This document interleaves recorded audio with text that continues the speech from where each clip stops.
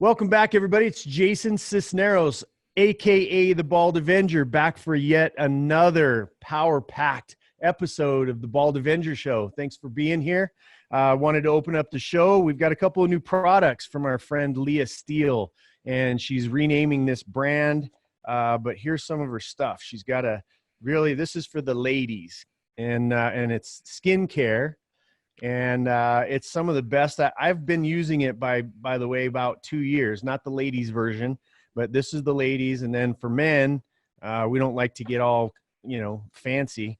We've got one bottle, it's one simple bottle. And she said she put it out, the same way for guys, but they never used two bottles. They only would use one.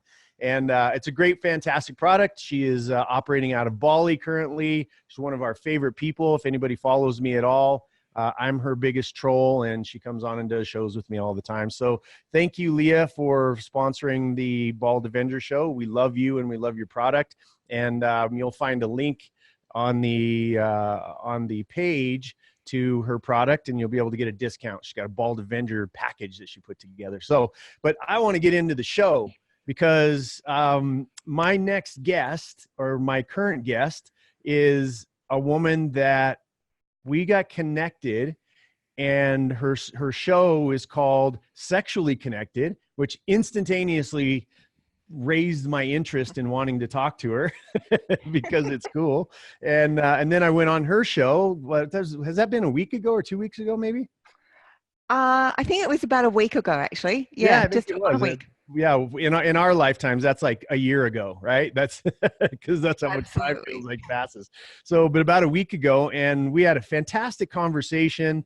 I got asked some questions that I haven't been asked before, and it was wildly popular on my side of the ocean. You're currently in Australia, yes? I am in Sydney, Australia. G'day, mate. Good day, mate. Yeah, I don't do impressions very well. I got up on stage one time and I said, I'm going to do my best the rock impression, right? And I go, I'm the Rock, and that's it. That's my best impression. See, that's why. Pretty good. Yeah, that's why I don't do it. The best I can do is get the tattoo in there, and then everybody goes, okay, cool. Because all of us bald guys look alike is what I think.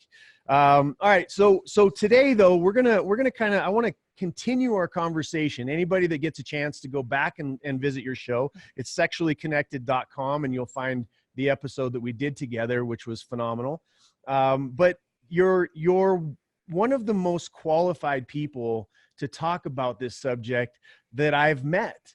And as I dug in and did some research about you and had our show and your depth of knowledge around this confusing idea, it's kind of taboo, right? To talk about sex and what's going on in our relationships and that kind of stuff. And I just don't think it should be, right? I mean, it shouldn't be, but you've got 20 years, thousands of clients, and you're a psychotherapist, you're a relationship expert, you're a sexologist, and you're an author of the book. And I got to read it out loud here so I get it right. Smart people don't date, they salsa. Now that's it. I love the title, and I want to know a little bit more about that here in a second. But my mom she loves to dance. She's won competitions and things of that nature. And I love to dance too. I'm just not as good at it as my mom is, but salsa and any Latino music is amazing to me. It just gets the body moving. So me too. Yeah. So why did you choose the name of the book? Why did you choose to title it that? All right. Well, first of all, it gets released at the end of March, so it's not out yet. It's ready to go. We get a sneak peek. Yes. You get a sneak peek. Mm-hmm. So the reason I chose the name is because really, when you go, it's, by the way, the sub-name is 13 Lessons for Success in Online Dating. And what inspired it was my own journey with becoming single and going out dating and realizing how horrendous online dating can actually be. So that kind of inspired me to share a bit of my own journey and then combine my knowledge so that I could help people and give them some really important lessons about what to do and what not to do.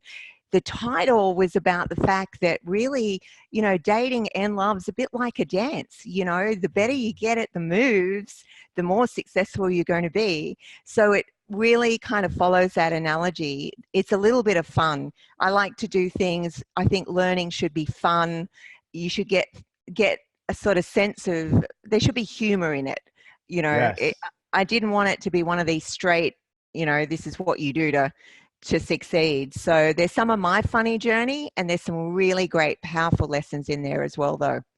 Well, I So, love it. So give us two of the best, and I know you're going to save the best for the juicy morsels for the book, but give me two. And you've got a clinical background, and then you have your real world, which is, you know, sort of, as we talked in the interview that I did with you, most of my success is I can point directly back to my failures, where I fell down and modified my behavior. And that became the biggest lessons that I speak about, you know, and people that why they listen to me, really. And so give me one of your strongest pieces of advice from the straight clinical perspective for our audience. straight up, that would be own your truth. Like, right, really stand in your truth. Okay. Because I think I go back to when I first trained and I was doing my degree, you know, and we had some pretty tough training where we had to get thrown into a group and actually be on the other side of it. We were like the clients, right? Mm-hmm. And we started out with 30 people, Jason, and ended up with 9 that graduated. And I tell you why, because it is shit scary standing in your truth. It Right. really is, like, to own your stuff and what's happened to you. And for me, it was life-changing.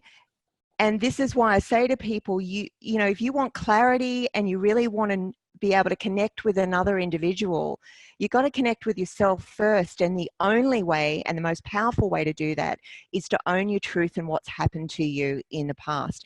You are a really great example of that, as we know, you know, from talking to you on my show. For me, the truth was that, you know, I present and people meet me and they go, here's this attractive, intelligent woman. And sometimes I get a little bit judged, you know, by the exterior. But the reality is I grew up in a domestic violence situation. And I know you resonate with this. And I'm talking, you know, I remember my father chasing my mum with a shotgun. You know, we grew up in a big rural property. We're talking really serious violence. Yeah. And the effect that it had on me was that I became a very shy, and people don't believe this when I say this, but it's true. I became very shy, very introverted, because I carried this shame around my childhood. I carried it for many, many years. So when I got into that group when I was training, I was like, oh my God, I have to say stuff in here. But, you know, they made us do this because the reality is we don't have a right to ask anybody else to do that unless Wow. we're prepared to do it ourselves. So true. Yeah. And you So can't take people somewhere you've never been. Right. And you and I got into this. You said you were going to go back and listen to it and use some of the stuff that I was talking about when we started talking about douchepreneurs. Right. And about, you know, and especially in the relationship space. I mean, I say relationship, business, fitness, all of this other kind of stuff. I read a book. Now I'm an expert, and I'm going to go hire another expert that's not really an expert about how to get high ticket sales and all this other kind of stuff. Right. And so you end up with lacking the competence. Right. And yeah. so you've been through that, and then they put you through that in your training so that because you can't take anybody a place where you've never been. And I want to address this statement because, you know, a lot of words change meanings over time. And when you say, you know, own your truth, I think you and I have a real solid understanding of what that means. That basically says, you know, I'm going to talk about the mistakes that I've made because I can't solve the problem that isn't. I have to solve the problem that is. And if I'm telling a story that is not full of facts, right, or at least fact-based in my part of whatever pain I created or was created around me, then I have no power to solve it. Right. And so one of the things when we misdiagnose things, right, we talked about it on your show, the difference between, strawberries and poison. And if you mislabel one of them can kill you. Right. And this is one of those areas when you tell somebody to own their truth. What I think has happened in translation is people have gotten to a place where, and I want your opinion on this, where however they feel is their truth. And I think that causes a lot of pain and a lot of inability to be able to solve people's problems. What do you think about that? Yeah, look, I think you're right on that, actually, because I think that these days, there's so much hype around what you're meant to do and what you shouldn't do. Yeah. And I always say, comparison will be the death of the individual you. Ooh, that's good. Okay, when we compare ourselves. Say that again, one more time. That comparison will be the death of the individual you. If you compare yourself to other people, and I know I did this when I was younger, but I don't anymore. If you don't like me, bad luck. This is who I am, and I'm a good person. I haven't done anything bad in my life, so I'm good. So just accept me as I am. But I think when you start comparing yourself to other people, and it happens a lot on social media, there's a loss of reality. And I think there's some very false feelings that get generated as well. And people just lose themselves. Yeah. So, yeah, I think you're right about that. People have a lot of superficial conversations. Couples do it all the time. Yeah. When I meet couples, often the first thing I'll say after they've talked a little while is, okay, let's cut through all the shit and get to what's really happening here. Yes. Don't give me all this stuff. I don't want to know it. I want to know what the real problem is, that's really where healing starts, right? I mean, what you say is so powerful, because I heard it said somewhere before that online people are dealing, my reality is interacting with somebody else's facade, right? So when my real reality is interacting with somebody else's facade, that creates that pain that you're talking about. And really getting real about your own life. And the other side, like for instance, in America, we have a big argument going on. The right and the left always like to demonize each other, right? It's just kind of hysterical to watch sometimes. But when like, for instance, when we're pushing socialism, right, or communism, and we're comparing, and we have people that are going, yeah, it would be nice because I don't have, and I want to go take from other people. And then you've got the hard right saying there's got to be ultimate structure and blah, blah, blah. That's how you end up with Hitler's Germany on the right if you go too far that way. And you end up with what's going on in Venezuela if you go too far this way, right? Yeah. And what happens is they get so angry, that people get so angry, not they, I don't want to point fingers, but in the argument, when you start to when you have to start attacking the person as opposed to the problem, you've lost the argument. Now you're just trying to destroy the person, because your argument, which should be strengthened through debate, right? It should be, if I stand on my argument, I should be able to stand on that argument. And if it's wrong, I can find where it's weak in the conversation. Yeah. Right?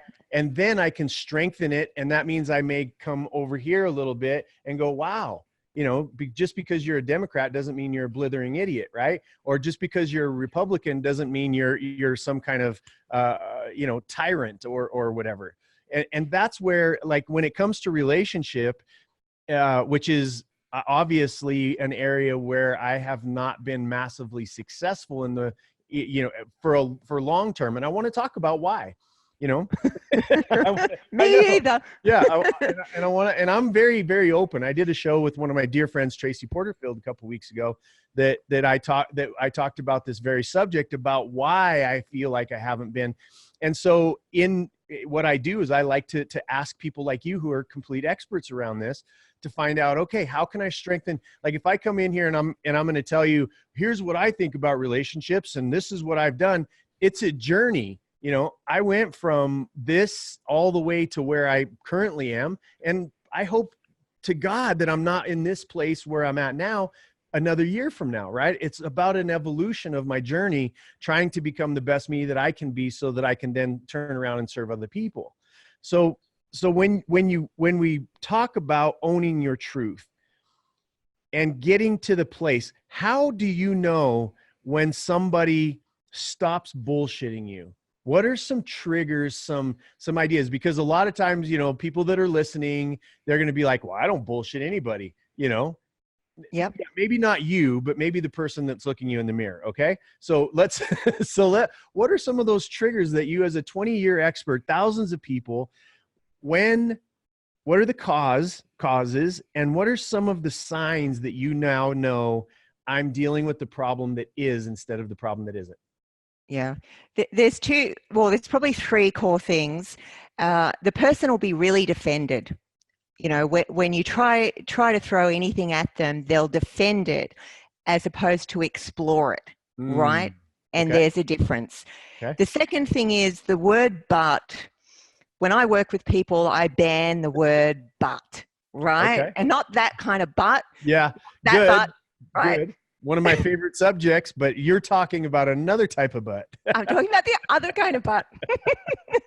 Got it. But, oh, I just said it. Yes, you did. I ban that word. Yes. Okay, because sometimes when you address something with someone, what they'll go is, oh, yeah, I know that, but. Oh, yeah, but. And what they're really doing in here is going, I'm not going to acknowledge that at all because I've got a reason I am that way and I've got a reason I'll continue to be that way in this relationship, right? So that's the second thing. And I think the third thing you explained so beautifully when you talked about the Republicans and the Democrats, which is if you're in a relationship, you have different views, just like a Republican and a Democrat, right? This is a great analogy.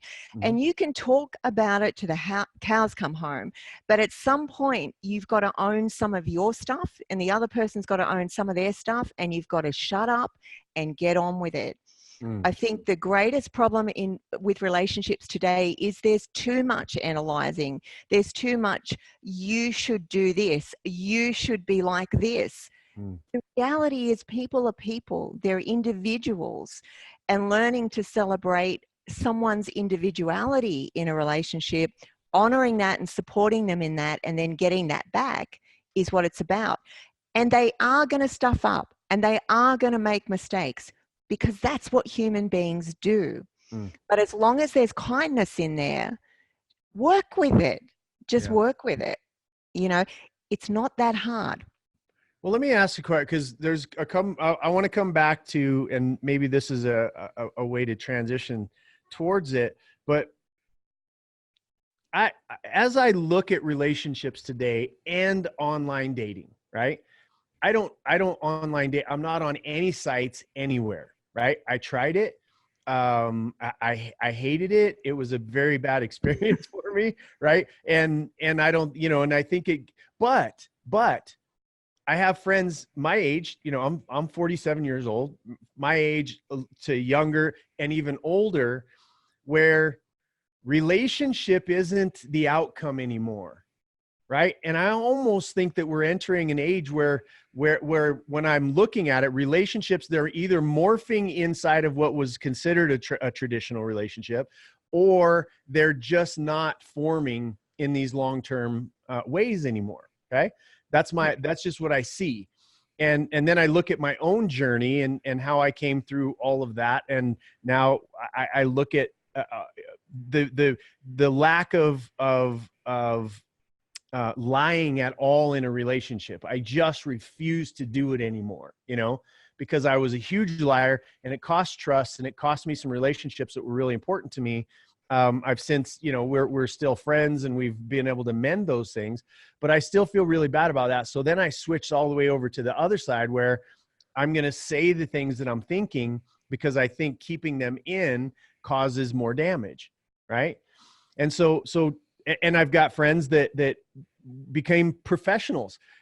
you know, they literally, it dehumanized the experience to a place where, you know, I'm watching any number of my friends, and they're all going to be like, I told, you know, how dare you talk about me on your show? I'm not talking about you. Okay. I'm talking about a random scenario, right?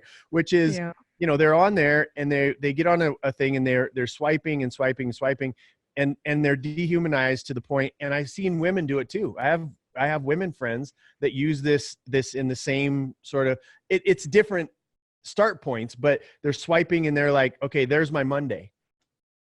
Right. Yeah. So, It's true. so, oh, there's Tuesday, you know, Tuesday's covered. I got Thursday, you know, so it just becomes like a physical, you take that and sometimes it works out, sometimes it doesn't, but the outcome seems to have changed as a whole, from really going through and being with one person the rest of your life towards somebody that suits you in the moment. And anytime that presses up against who you are, that makes you grow, then it starts to, you're like, well, it's easily replaceable. Yes. Yeah. Right. Yeah. So talk to me a little bit about that. What, you think online dating has helped? Do you think it's hurt? Do you think it's evolving? Do you think we're moving? Where do you think we are in that realm? I think it's been really destructive, and I'm probably biased in that I found it a really negative experience, but I learned something from it. You know, no matter how much you think you know, you always learn something. Mm-hmm. And I was quite shocked in my experience of the lack of sort of courtesy, boundaries, you know, swipe and go, and even interactions. And I think even now through Facebook, I had something the other night where someone sent me a message, oh, you're hot. You know, the next message, oh, you're sexy. I mean, when you're my age and you're sort of really more interested in a connection and intelligent conversation and things like that, I couldn't give a shit. I Yeah. don't want that message. That means nothing to me, except I've got someone who's very, very immature, you know, sending that. So it usually results in block. But I just think it's been very destructive in that it's taught people, oh, you don't have to hang with this. You don't have to get to know someone, build some sort of quality friendship even with this person, because you know what? If they don't do what you want, or they don't look like what you want, let's just move on to the next one. Yeah. And I even had a guy once, and we're going back 4 or 5 years now, and I went on my sort of year of online dating disasters. And he kept looking at his watch, and he's like, and what he actually said to me is, he said, oh, look, I know you're not right for me. And I said, oh, okay. And, you know, I had a bit of ego in there. I thought, you know, and then he sort of said, no. He said, you're great. Like, you're beautiful, you're intelligent, you're kind of spiritual too. He said, that's just too much for me. I'm like, okay. And then he said, and I'm meeting someone else. Oh, okay. I got to go.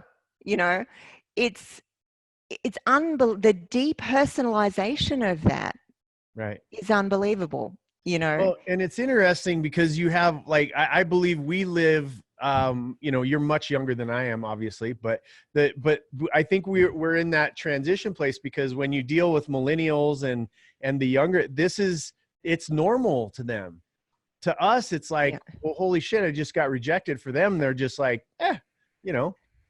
But I still think it's got to damage the psychology somewhere along the way to get, because it's just a rejection thing. And look, salespeople understand rejection. You know, when you're in business, you live with rejection.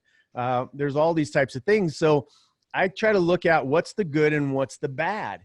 And I haven't found much good with online dating. I haven't. And I may be biased. I also am very busy. I don't have time for it. It's like a full-time job. Like I say, I've got friends that are like, this is Monday, this is Tuesday, and it's like a full-time job, and I just don't have time for it. So what's the biggest benefit of online dating? And then I want to move into some other subjects around sexuality. Look, I think the biggest benefit for people, I think the time thing is a myth because I think it does take up a lot of time. Mm-hmm. But I think for people that, women particularly, for instance, that don't want to go to places they could necessarily meet someone they don't feel as comfortable, it gives them that forum. Mm. Uh, so I guess it's very visual. You get to see the person first. But for every benefit that I put out, I can also think of a negative, which is Yeah, people don't always present the real person even visually. yeah. So yeah, tread carefully. That's what my book's about. It's like, have solid boundaries, ask Mm. the right questions, and don't forget that the brain releases this chemical called PEA, which is that chemistry thing that we feel when we meet someone. And it's Mm. great to have that. It's a euphoric feeling, but dig deeper than that, because that wears off in about 2 years' time. And that's Mm. where you've got to have something more solid with the person. Oh, So, that's fantastic. yeah. Well, I'm not younger than you, by the way, Jason, but anyway, but I never tell people my age. I never ask, I never ask. A But gentleman. yeah. So let's move into a little to the sexuality, because we touched a little bit in your show on that, what I think has been one of the most ridiculous, but my feelings don't play into my curiosity, because just because I think something is ridiculous and stupid, I'm missing something. If there's over 1 billion people that have read a book, this Mr. Gray thing, right? With all the tying up and all this other kind of stuff in the same day and age where Me Too exists, right? And so you have this fantasizing about, the being controlled, and then you have on the other side of it, don't control me, and you can't tell me what to do. And it's like, it's this really strange area that exists right now.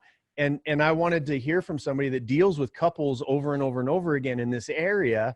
Is there a rise in bondage and BDSM and those types of desires in relationships these days? And how is that playing out for the health of the relationship? Yeah, look, there's definitely an increase in that. And I think 50 Shades of Grey had a massive cultural effect on relationships and what Mm-hmm. people wanted to experiment with and try. And actually, I'm writing another book, and I've been doing some other research for it, which included me going into sex shops. And I found a couple here in Sydney, and I said to the managers, would you mind if I came in and interviewed a few people and things like that? So I sort of interviewed a range of couples, and I tell you, just being in that shop was an experience, because the first thing was, my God, what is that? Well, it was really, oh, wow. Yeah. But I saw so many interesting things. I saw a lot of younger people, coming up to the counter. I said, why was that your choice? And they're like, oh, we just want to experiment a little bit, add some excitement. And that's Mm. something that I heard a lot, excitement. But I also saw older couples, and a theme I saw there was very reluctant females, where he wanted to, really explore that sexual side of bondage. And she was like, whoa, and you could see it, right? Mm. And there was a lot of pressure. And I thought, this is interesting. I wonder how that will pan out in their relationship. Yeah. So I think, again, people see this stuff, they see it, we get films pushed upon us, and they assume, oh, that's now what you do, Yeah. that's part of life. Right. And I don't know, my opinion is there's a bit of dehumanization in the way people connect sexually now. And I think maybe people want to do that, but Yeah. it's between two people. They have that discussion, they decide what's for them. It's a very private thing. Yeah. And I think sex has become less private than ever before, Mm. and very impersonal. That's my view. Yeah. I've been in a few of those sex shops, and it's funny to me that the amount of, and I'm really outgoing. I don't get embarrassed about hardly anything, but when you walk in there, there's like an instant air of shame, you're like, you find yourself Camera. walking you know, you walk like this a little bit, maybe, you know, maybe you throw the hoodie up or whatever. And you see people just like sitting in the car waiting to go in till nobody's in there. Like and really all it is it's just this, you know, wanting to experiment with fantasy and, you know, the toys and all of the other things that go along with it. And there's this air of shame, which means that, again, I feel like when people hold things back, there's discipline in, you know, doing things that you shouldn't do. I'm 100% honoring that.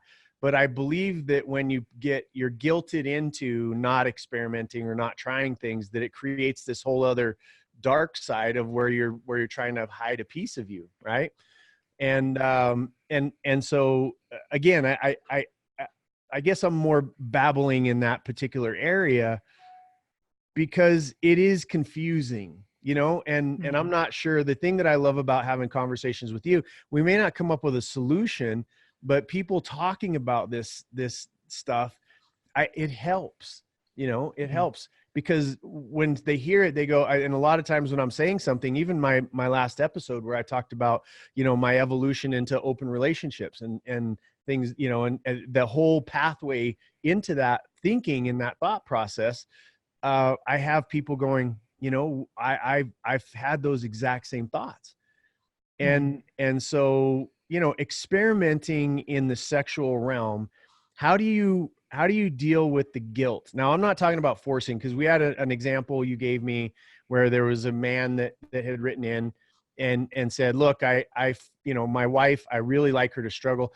There's abuse, right? And there's, I'm talking about two consenting adults here, not anything that is when you're forcing your partner to do something that they don't like to do. I'm not down with that. Right. I'm totally against it. And I'm also totally against, you know, not like being guilted into not experimenting or talking about or exploring different things that you want to explore with a willing partner. Right. And so, how do you deal with that subject of guilt in relationships when one wants something, the other one doesn't want it, and bringing that together? How do you coach people through that? Well, you know, I think the thing that comes into it is safety. If people aren't feeling safe, they're not going to want to experiment, you know, and that's usually what it's about. There'll be another underlying issue in the relationship. And I'm not necessarily saying it's always that men will want to experiment more, but it often is. Mm-hmm.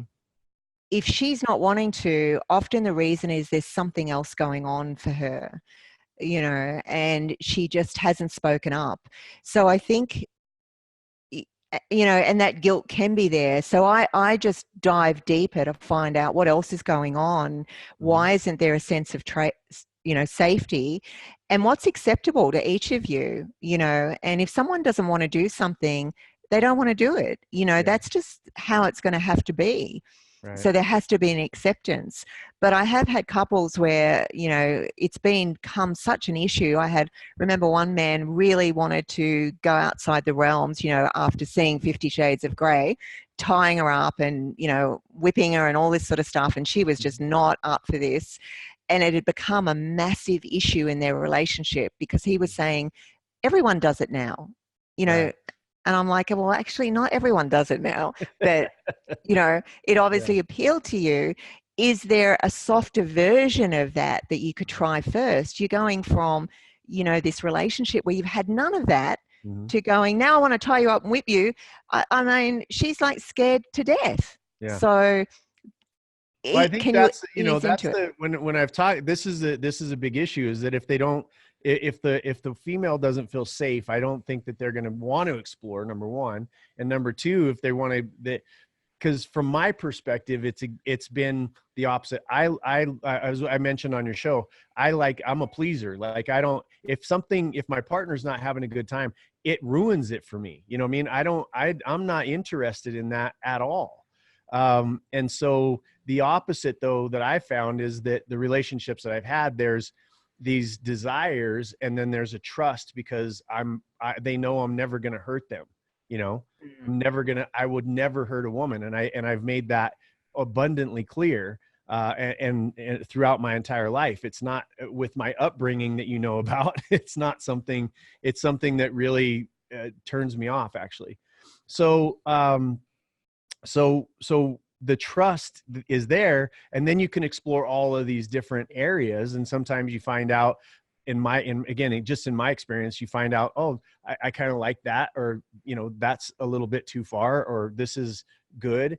And you again, it just comes back to, and I'm not 100% sure where I want to go with this, but that sense of guilt um, really binds up the free flow of trust, passion, and love between couples, right? Yeah, And absolutely. yeah, and from the, I know you're getting it from you know, you're saying the men came in. I have never with all of my guy friends ever heard anybody mention 50 Shades of Grey. But Mm. all of the women that I hang out with love that book. Like, they love it. And Wow, yeah, it's really that's weird interesting. that you're saying the men. I never even thought of it from that perspective, because I don't think it was, I mean, it would be interesting for us to do the research to find out what the demographic purchase of that book was over the billions or whatever books it sold. It would be interesting. I wonder if Yeah, we can find that data and do another show, maybe. it would be great, I think. But one thing I would say too that I noticed when I was there in talking to men, and actually the manager said to me, "Wish we could have you every day," because what happened is I started doing coaching or therapy with these people. They're going, "Look, especially the guys, they were saying, look, I've got this issue. She's this." So I'm standing there doing these sort of pseudo sessions with them. It was really interesting. But one guy actually bought all of these enhancer tablets, and he was Mm. fairly young, you know, like around 30-ish. And I said, "You're stocking up, obviously, like, you know, a couple of big weekends coming up." And he was like, "Well, you know, I've got to use these. You know, you don't understand. Women expect so much more now." Mm. So that was an interesting, you know, comment as well. Yeah. So I asked that a few times, and a lot of guys, especially younger guys, agreed. They said, "Yeah, women expect a lot more in bed now, more than they ever did before." Yeah. So it's a It's, changing territory. it is a changing territory. And I'm, you know, I mean, I for one am enjoying it. And I think that everything can be ruined, you know, everything can be ruined.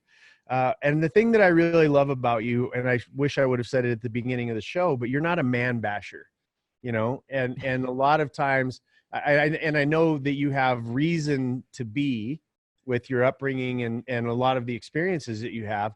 But I really honor the fact that you look at things from an objective perspective. You're not somebody that's biased towards one sex or the other, right?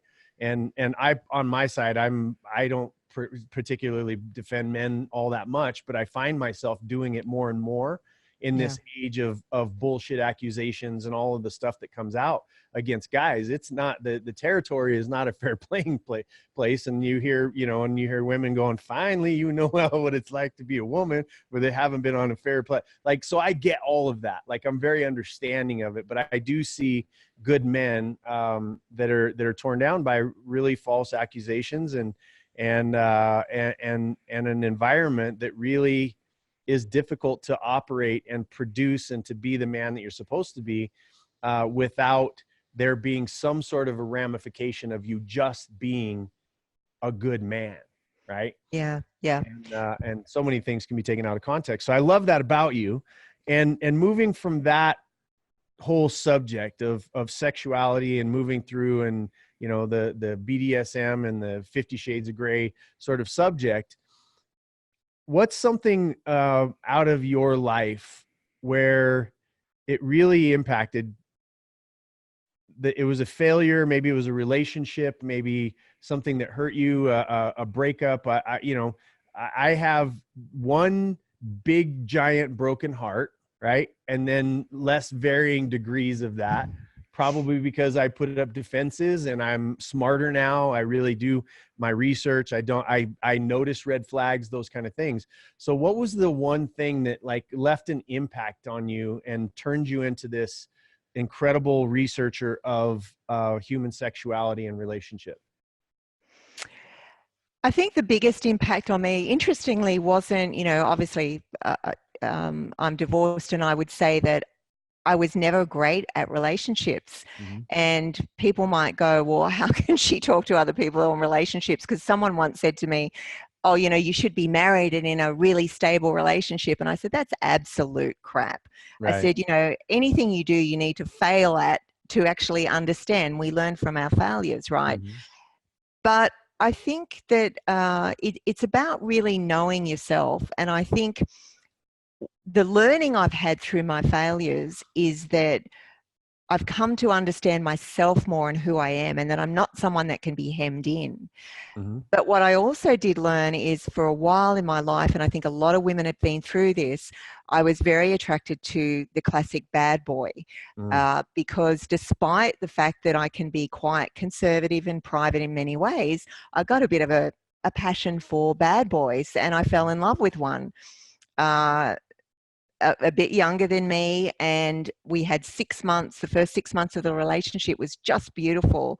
And then I realized that, and I don't want him to be sort of identified, so I have to be a bit careful, but I realized that he had many, many issues. Now, when you Not say beautiful, that's a cover word for you had a lot of really great sex in the first 6 months. correct. Yeah. Yeah. Okay. Just wanted to Okay. make sure that we covered what beautiful meant. I think probably all women would understand that, but the men listening, I got to go. She was having really great sex for 6 months and wasn't paying attention to none of his fucking bad habits, I and love didn't it. care about his socks and underwear on the floor and all of the other shit that was blaring in her face. So get it. I got it. Yeah. Go ahead. And by the way, for people, that's what good relationships do. People pick you up on what you don't own, which is what you just did with me then, right? So for anyone listening, that's a beautiful example, and take that with Mhm. you, Yeah. but that's true. We had great sex for 6 months. So, Good. Got it. All right. and what I realized is there wasn't a lot of the friendship element there, Mm-hmm. and it was totally built around that chemistry. Mm. And it just wasn't sustainable. And he had a bit of post-traumatic stress on board from being in the special forces and that sort of thing. So I just found myself in a really unstable up and down situation. And eventually I had to say, you know what, I can't deal with this. This is too all over the place for me. I'm a pretty happy level person. I like to wake up and know that the same person that I went to bed with last night is still going to be there in the morning. Well, don't get in a relationship with another woman then. Exactly. It's why I have a lot of male friends. That's why when you said I like men, I like men. I have a Yeah. lot of male friends. Yes, I I get it. get on really well with men. I'm going to get a lot of crap for that. It's not a sexist remark. It's just true. Okay. Go Yeah. ahead. But it broke my heart. It Mhm. really broke my heart. Yeah. And I think to walk away from someone that you feel you love is very difficult. But the lesson was this: I loved a version of that person that I had created Mm. in my head. Mm. That person wasn't in some ways real.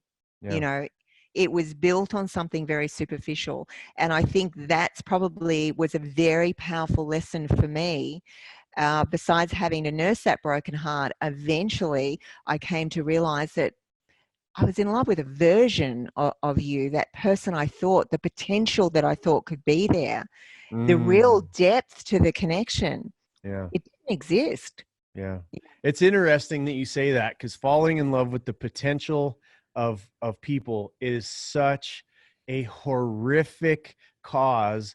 I mean, even in business, right? We hire people because my cousin's uncle's nephew, and they needed a chance, and I gave them a chance, and we fall in love with them as a person, right? The moniker, you have to hire slow and fire fast. We do. Most businesses do exactly the opposite. Yeah. It's the same thing. It should be that same technique in business or in dating, which is, date slow, right? And divorce fast, I guess, or break it up fast, just so you find out all of those picadillos. And I think that designing what your outcome is in a person helps you be really focused in on the fact that great sex makes us dumb as fucking rocks. it, I love mean, it. I can speak from personal experience Yeah. that when you have that chemistry with somebody, man, nothing else in the world matters. You're like, I don't care. It's that, and then pretty soon that all comes crashing down. And that's where I think a lot of pain is caused in these types of relationships. So what did you do when you discovered that this was chemistry, and you have this other thing? He might have felt the same way about you, right? I mean, he might have Yeah. had that same, I thought she was one thing and now she's another, and blah blah blah. um I'm going to ask this question because it's on my mind, and I'm not good at keeping my thoughts in my head. So as I traveled the path of exploring, the open relationship and being completely honest, and doing that, walking down that path, one of the things that I have found is, from both perspectives, both a her perspective and my perspective, being that maybe one person doesn't have all the traits that you're looking for to complete your journey. Maybe it takes two people, right? Maybe it takes three people. Maybe it takes one person, right? I'm just in questioning mode right now, and Yeah. I love that I got the look from you, from the sex coach herself, that she's like, I don't know if I want to talk about this shit. But I love Oh, it. I wow. did it again. So what do you think about that in multiple person relationships, in polyamory? I don't subscribe to anything like I'm this. I just have investigated not lying to anybody. I mean, literally, like that's Yeah. my philosophy. That's Yeah. the kind of relationships I'm in. I don't lie to the women that I'm with, right? And they don't lie to me. And so it makes for some really fantastic friendships and deeper relationships and trust and all of the other areas. And there's this one thing called sex that I think everybody throws into the mix to say, because somebody had sex with somebody else, that means that they don't love me. And I haven't found that to be true. I haven't Mm, found it to be true. yeah. We actually did a show on Sexually Connected on open relationships. A Mm-hmm. lady came on from London that did that. And look, I kind of agree with you, because one of the things that happened to me, and as I've gotten older, is that I've learned about myself because of who I am. And when I say that, I mean, I'm not someone that can be sort of caged or pinned in. I Right. have to be able to go out and reach my full potential and be out there. And not everyone can handle that. And I know, but when people then try to hem me in, I'm like a caged lion. I got to get out, and the Right. Nikes go on, and I'm like running in the other direction. Yeah. And I'm not saying that I'm not capable of being in a one-on-one type situation. I absolutely am. Yeah. But I just think relationships have changed. And I Mm-hmm. think we're living in a different world. The outdated way of, or old-fashioned way, you get married, you have children, and you do all that, it actually doesn't suit the world we live in anymore. I don't They're think out it of ever did. sync. It's a locus of control, is what I found when I was researching this. Right. Yeah. There's a lot of different reasons why marriage, was popularized, and all of the other things why it came to be. But for the most part, it was a way to control masses of people under a religious sort of doctrine. Right. Yeah. And it's not that there's anything bad with monogamy. That is not what I'm saying. But what I am saying is that is that we spend so much time on this thing that we do. Hopefully you do it 7 days a week. That would be fantastic, from anywhere from 15 minutes to 3 hours, whatever whatever it is. And we throw so much meaning into it, and yet we come back and we say, okay, relationships, again, it comes down to that meaning of whether I love you or whether I don't love you. And Mm, that's not what I have found. And in the relationships that I've been in, they've been so honest that you want the best for that partner. You want that for them to live exactly what you were saying, right? You can't yeah. cage me. You can't pin me in. And here's what I found. And you'll find this interesting. The people because marriage, I believe, was born around a locus of control. It works for so a lot of people, and I'm not denigrating marriage or monogamy, but the people that get angriest or the most jealous are the people that want their partner to be controlled and in one place, and while they go and cheat and do all the other stuff.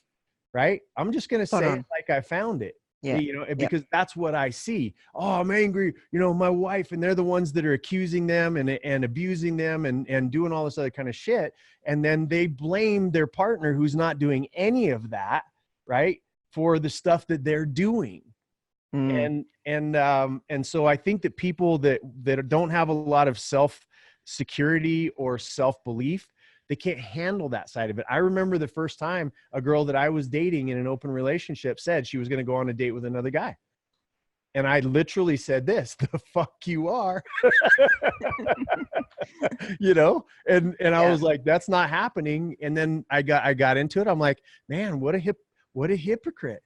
Like, what a Yeah. hypocrite. And it was around, fear of losing someone. It was, and I just have found out now, if you're going to lose somebody, you never really lose them. People destroy people on the way out of relationships because they want them to be the bad guy. Well, if I fell in love with you, why in the world would I want the world or anybody else to think, or myself, why would I want to think of you as the devil? Why can't we just maintain a friendship and remember that we loved each other and that there's those great things and we can continue to lift each other up? Yeah. And that's the way that it should be. Unfortunately, it's often not. And as you know, people will tear them, each other apart. I'm very lucky I didn't have those experiences, even when I got my heart broken, But yeah, I think the acceptance of people when they get into a relationship, they automatically go back to that default of, we own each other, this sort of thing, and they stop succeeding. They stop, doing all the things that they should do to become the individual they want to. Yeah. And I think, as a person, for me, I've been on my own since about 2013. That's quite a long time. I'm not saying I haven't been out with people and that sort of stuff, but for me, I just haven't met that person that can deal with the fact that I have a lot of male friends. Yeah. And I love male energy. I love having the intelligent conversations. I'm not going to give that up because someone says, "Oh, I don't like you've got this many." Like, what?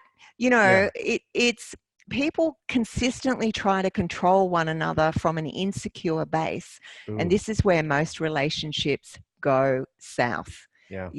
There's no trust. There's no sense of, what do we have between us? And the reason is that people don't develop that in the first place. There's two pieces of information that I got. One was from Tony Robbins. He was talking about the fact that if you treat your partner at the end of your relationship like you treated them at the beginning, there won't be an end.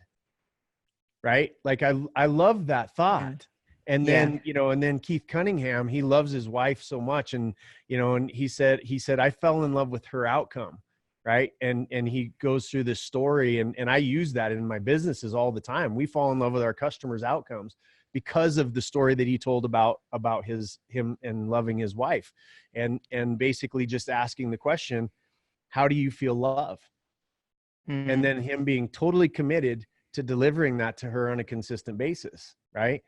And I believe that it works in reverse for their relationship, right? If he's doing that and she's doing that and their partnership, again, I'm on the outside, but all I can tell is that they've been together for a long time. They act like they love each other and they're two wickedly smart people. Right. Yeah. And so it looks to me like that philosophy or that strategy works. So those are the two things that I always play, back and forth with the idea of, and maybe I'll go back to thinking that they're being in one relationship. I'm just not there right now.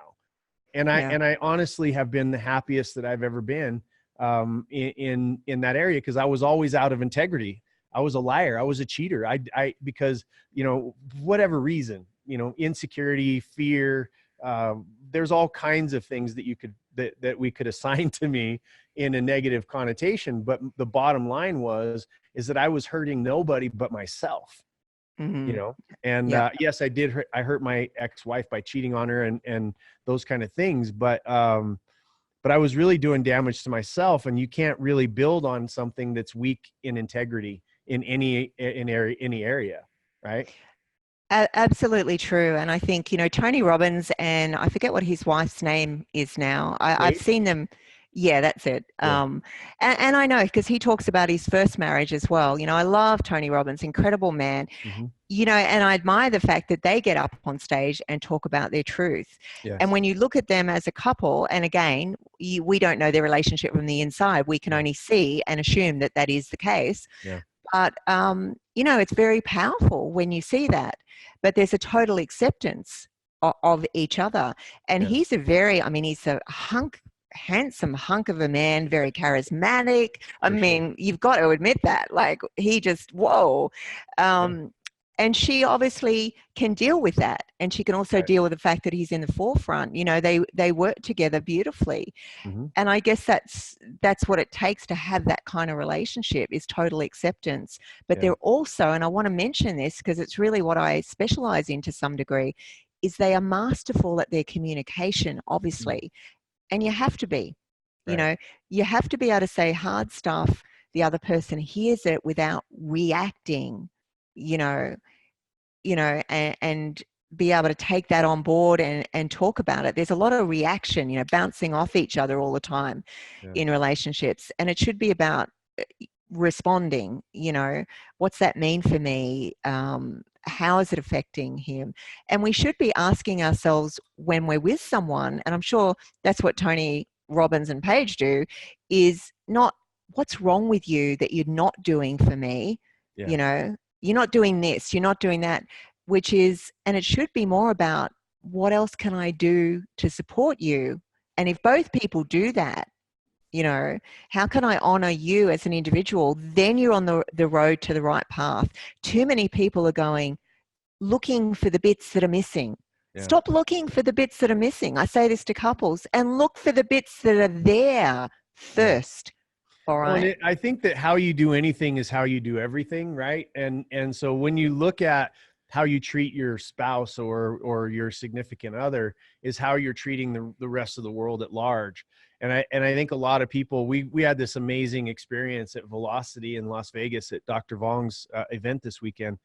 And, as I was going and thinking about what I wanted to say, I just kept looking around at so many people that were in pain because they felt like they were broken, that I wiped everything that I was going to talk about. And I just focused in on getting people to realize they're not broken, because hurt people, right? We've heard that fortune cookie before.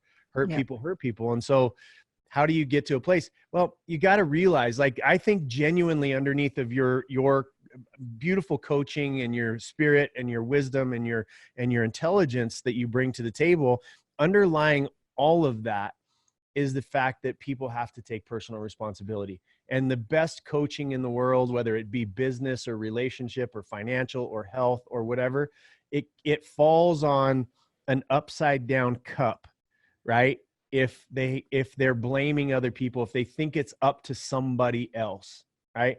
I've just watched a specific person go, and destroy a relationship, and then just continue trying to destroy his ex-wife and anybody that tries to protect her and her children in that situation. He tries to destroy them, and you can see him dying on the outside, and it's really a shame to see that he hates so much for for that other person to be successful or to be moving on or whatever it is, that there's no there's no personal responsibility being taken to be able to heal his self.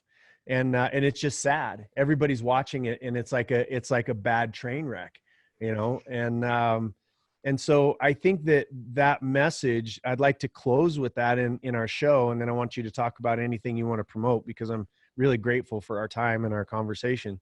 But how do you take people that think that they're not doing anything wrong, that they think their spouse is the problem, that they think that their upbringing, their mom, their dad, their lack of mom, their lack of dad, their abusive father, their abusive mother, the mother that over loved them too much. Like, you know, that it's amazing how we can take good things and turn them bad. Right.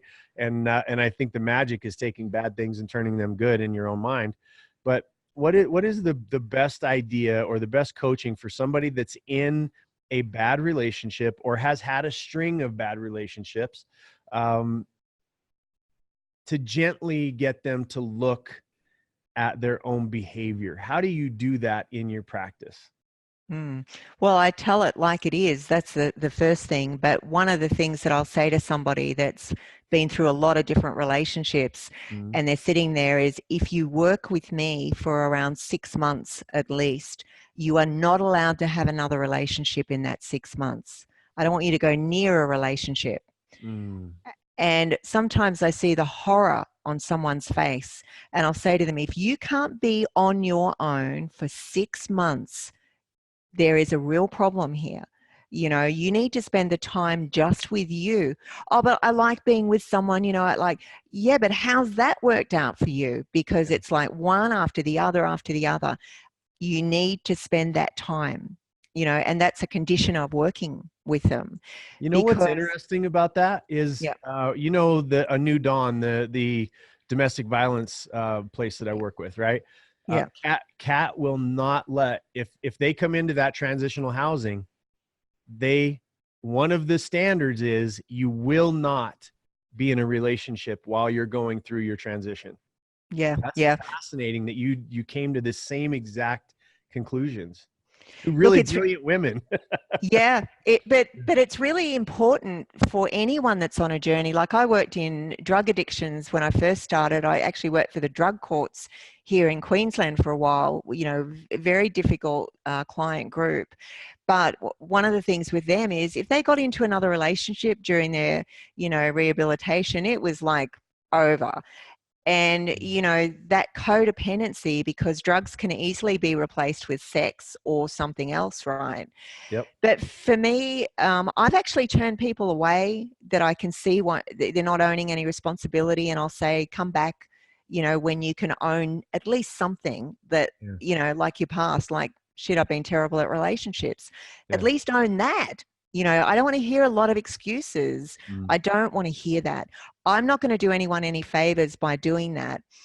And I'll give you an example. I had a couple that had been together for many, many years, disastrous relationship. They're on their way out and at very different motivation levels. He was not owning anything. He'd had an affair. You know, he was addicted to porn. There were all sorts of issues in their relationship. And eventually I said, look, I can't help you guys. I said, I'll work with you, which was a female. If you want to work with me on your own, I'll work with you. Yeah. Right. But I said, I can't work with you. And he kind of looked at me, he said, but I found you. And it was like, I know, sorry. But I said, you know, you haven't owned one thing during 3 sessions that we've had. You've not owned a thing, you know, Yep. and that's not okay with me. That's not going to change. I don't want to work with you. It's Right. that simple. So you just And tell them flat out, I'm not working with you. yeah, I'm not going to go through that little dance of pretending that I can fix you, Yep. because, you know, and he even said to me, it was quite funny. He said, yeah, but, you know, the couple that referred you, they said you were really good. I said, yeah, but they owned their shit. They Yeah. were like, they sat there and said, we're on the way to divorce. We need help. This is what I'm doing. This. And I said, that gave us the foundation. I said, you're not owning anything, you Yeah. know? Well, let me tell you something that that always bothered me, that I think about quite often from my marriages, where you think to yourself, okay, we're going to go get counseling, right? We're going to go hire somebody like you. It's usually one person's idea. The other person really isn't interested. Sometimes they're both interested, right? Yeah. And I always had the suspicion that we're going to go to counseling. I'm going to have somebody else that, you know, is going to glom onto the negative, and then I'm going to do all of this work, and it's just never going to be enough, right? Mm. So from the male perspective, it gets to a place just like it is on the female side, I can imagine, is trusting that, all right, you want me to go be vulnerable, you want me to work on this fucking relationship, then then let's do it. But let me win a little bit, right? We touched on this in the show that we did on your side, but let me win and acknowledge that behavior that you want to see.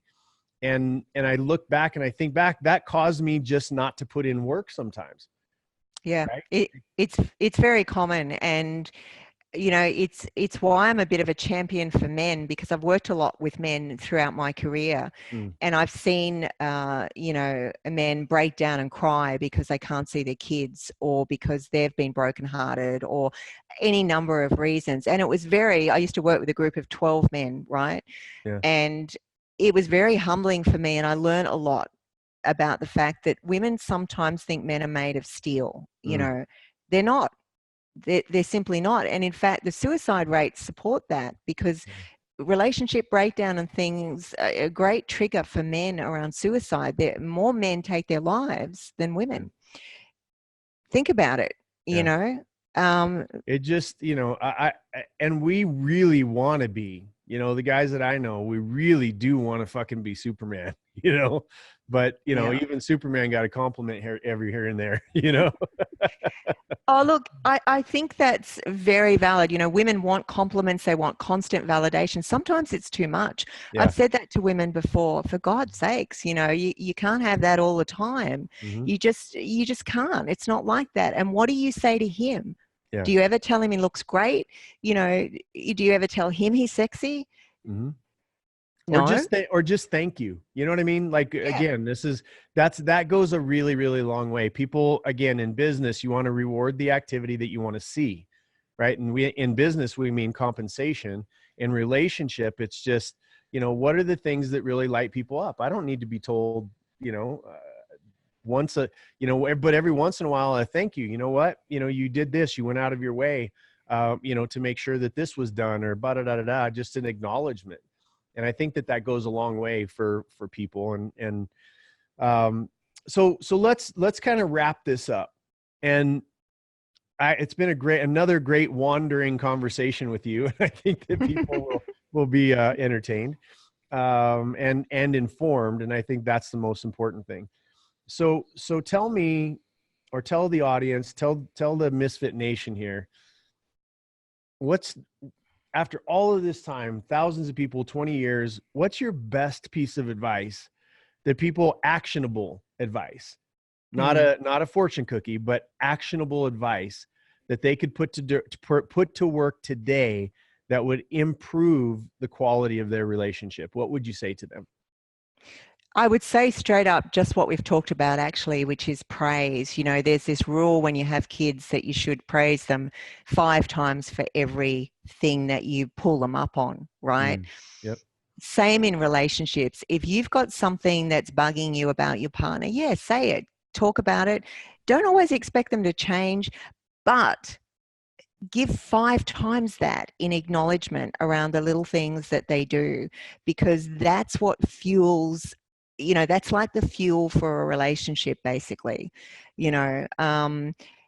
So that would be my advice. Catch yourself. You know, I always say to people, is it an issue or a complaint? Is it an issue or a complaint? You know, and a complaint is something that really is just a shitty nitpick thing, that something else is in the background. It's not really an issue that's even worth bringing up. So I always say to couples, issue or complaint? No, I'm just complaining. Like, stop it.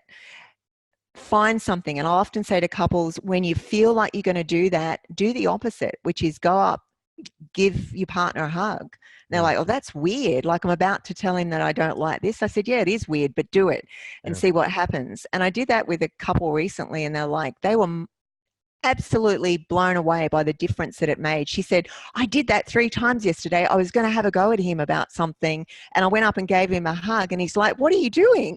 Because he wasn't used to it, right? And she said, oh, I just wanted to tell you how much I love you, you know.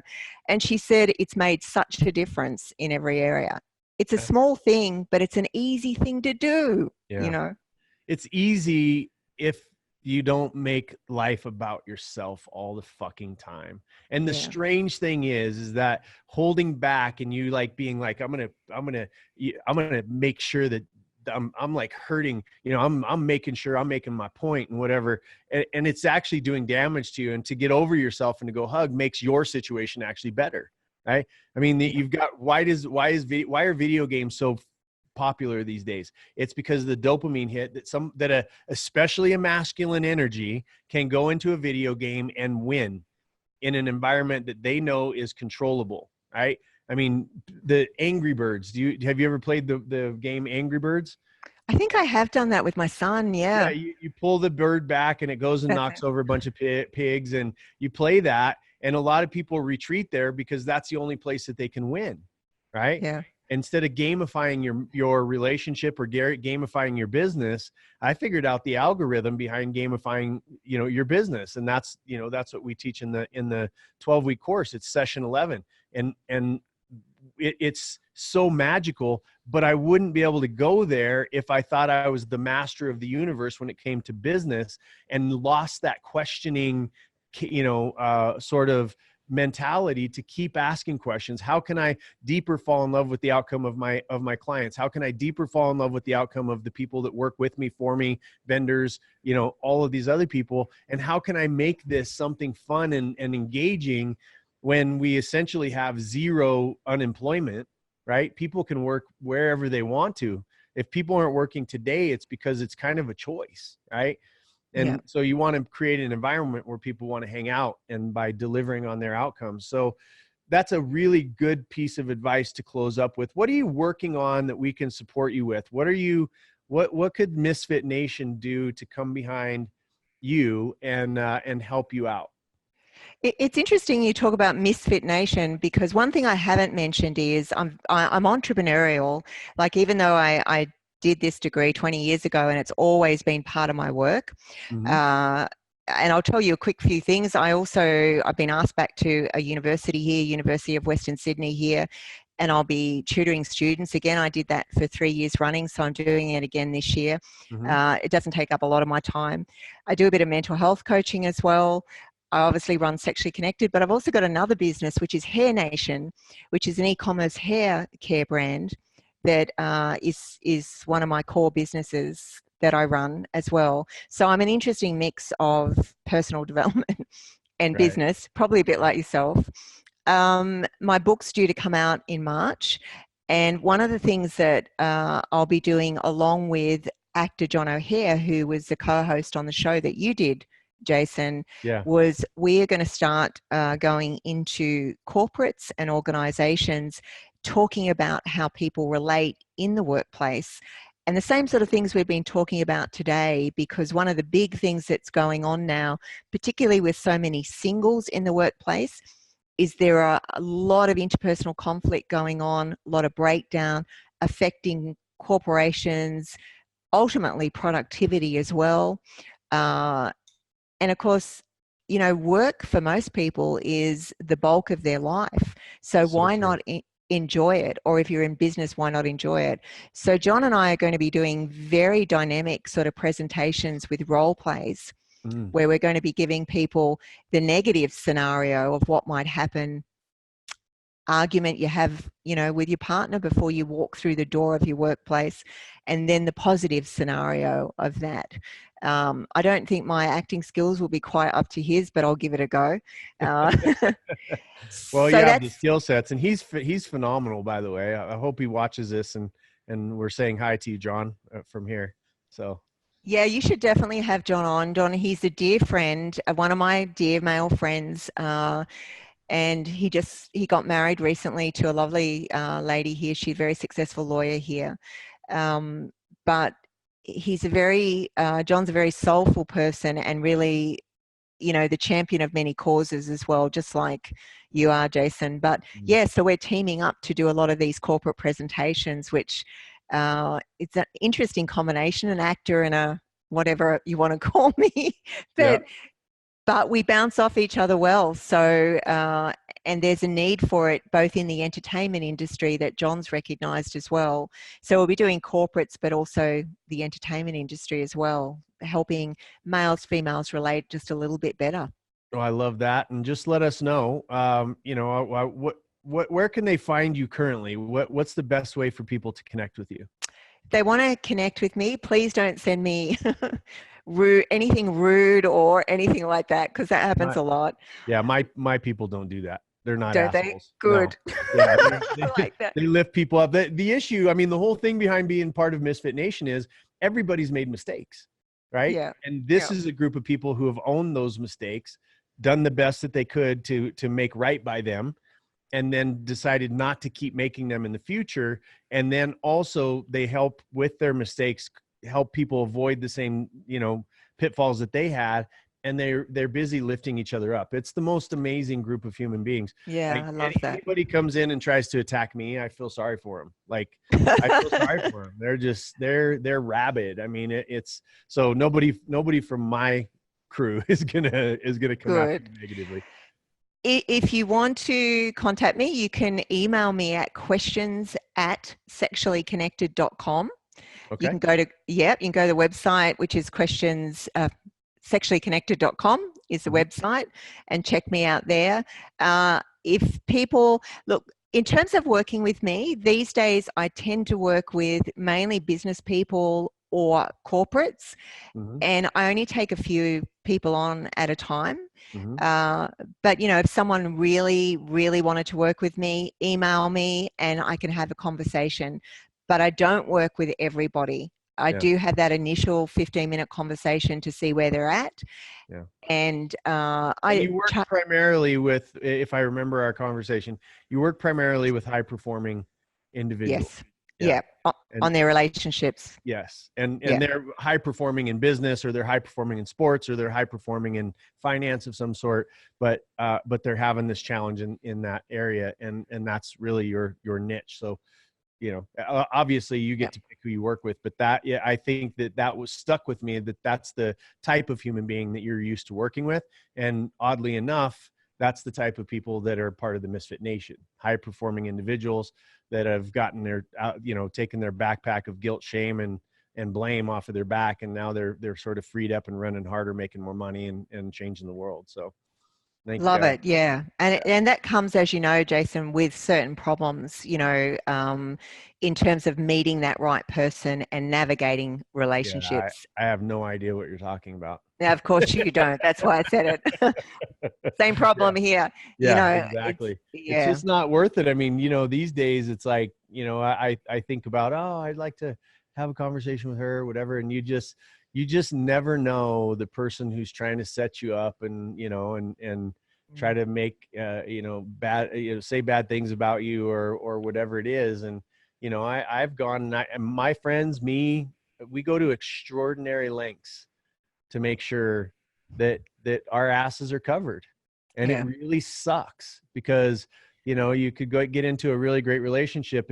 Every single one of them starts from the perspective of, I don't trust you, and that, and because I could trust you, I like you, but I'm telling you, there's protocols in place these days because of Me Too. There's protocols in place, where before I could give, coaching or have a great conversation, with another female. I'm never by myself anymore. And I'm never by myself when there's not a camera running. If I am, you know what I mean? Like it's really shifted these days. Yeah, that's probably for another great conversation, because that is a very, very sad thing indeed. Yeah. I really think it is. And but I won't even start on that because, there's so much. We'll go another hour. We could go another hour. Well, let's do another episode sometime in the future and let's address that, because I can lay out for guys, for men specifically, what the protocol is and how to protect yourself. And then we can have the ramifications of what that means socially, what that means for jobs and growth and, and all the other kind of stuff. I think would be a fascinating subject to talk about.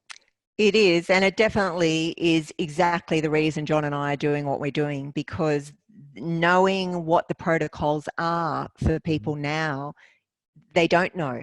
And men particularly are very, very confused, which is sad. You know, can I flirt with this person? Will that be perceived as flirting? You know, I actually spoke up for a man at one point. I was consulting in an organization, and I actually saw the perceived accusation against him where he'd sort of banged on the back of a chair a bit and then sort of touched her on the shoulder. And she laid this claim that, you know, she was being harassed by him. And I actually spoke up for him and went into his meeting and whatever. And I said, this is not true. This is not okay. This poor guy lost his job, you know, and when it's total bullshit. Like that's the thing. I'm just telling you, you know, well, again, I think that we will completely dive off into another hour. So let's come back to this and have that conversation. I think it's a great conversation to have. And I've really protected myself against all of this over the course of the last 10 years of my life. And, you know, and because it doesn't matter whether it's true or not these days. You know, somebody can say anything they want to and destroy somebody's life. You know? Yeah, that's true. That's very true. But everything recorded, every experience and every area of your business and in your personal life, and be careful when you go out drinking. I mean, it's just this whole entire, it's just like any other way of limiting liability with your organization. This is just another area. So yeah, absolutely. That conversation. Thank you so much for being here. Another great wide-ranging conversation. I think people are going to get a lot of value out of it. I really love the fact that I got you to give me a funny look and maybe even made your cheek blush a little bit.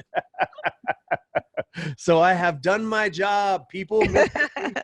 I'm human. You know, that's the last thing I want to say to people is just because I do all this stuff, I'm just a human being. I stuff up. I make mistakes. You know, you got your blind spot like everybody has. So well, and I love that about you, and that's how I think we're going to be friends for a very, very long time. So there you go, Misfit Nation. That is an end to another fantastic episode. I hope you learned some things. I hope you got pissed off.